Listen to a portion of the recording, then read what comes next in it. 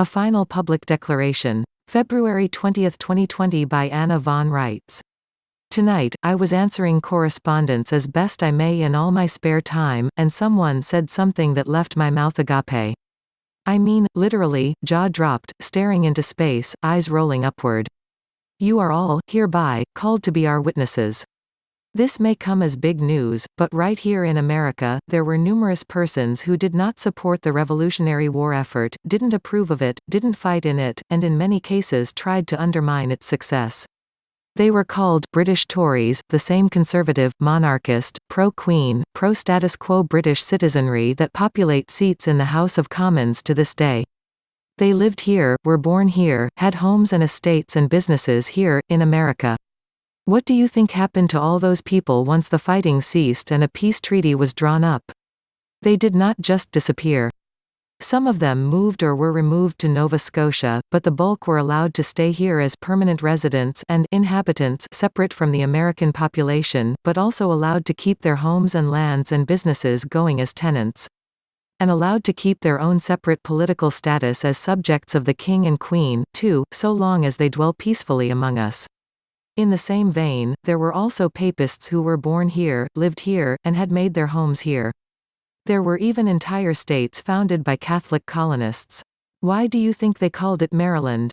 After the Virgin Mary. Many of these Roman Catholics felt that they owed their allegiance to the Pope and to Rome, and maintained their religious objections to be drafted or used by either side of the Revolutionary War conflict. They, too, were allowed to keep their private holdings, their homes, jobs, farms, and businesses, as permanent residents among us, but they were never again part of the general populace unless they declined their allegiance to the Pope and Rome. Theocracy is a government, a foreign government with respect to this country. These people have continued to live here among us, generations of their children, too, and if you don't stand up and identify yourself as an American and don't act as an American state citizen, you are presumed to be a British subject or a vassal of the Pope. Simple as that.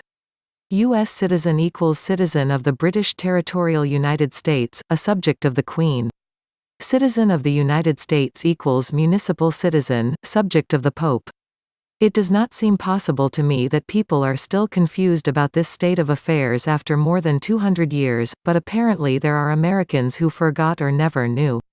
However that may be, from the moment our zygotes first formed in this country, of and from its land and its soil, my husband and I declare and publish before the entire world that we are Americans, known as Wisconsinites and Washingtonians, respectively, and we affirm that we willfully and with prejudice renounce allegiance to any king or prince, or any other state or government.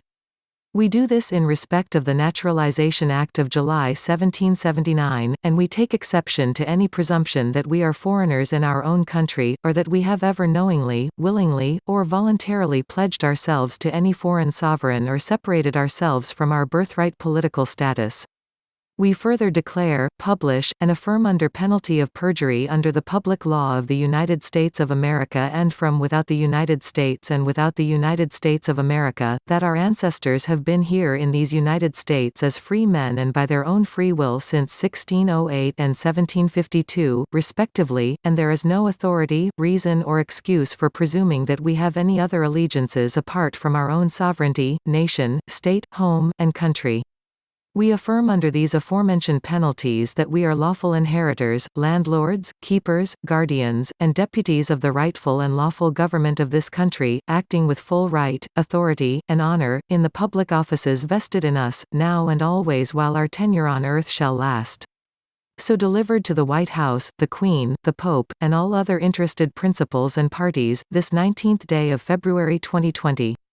Notice to principals as notice to agents as notice to principals.